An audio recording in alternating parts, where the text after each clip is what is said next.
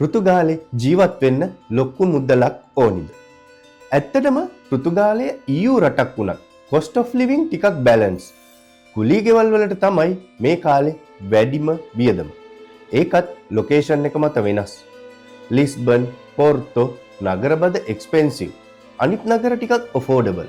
Utilities ඒ කිව්වේ electricity, water, gas, internet, mobile usage එක මත වෙනස් වෙනවා.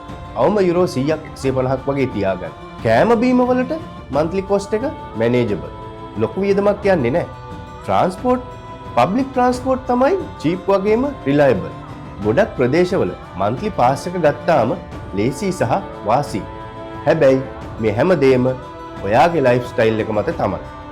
පෘතුගාලේ real monthly expenses ගැන සම්පූර්ණ breakdown එකක් ළඟදීම පෘතුගීසි කාර්යය channel එකේ දාන්න.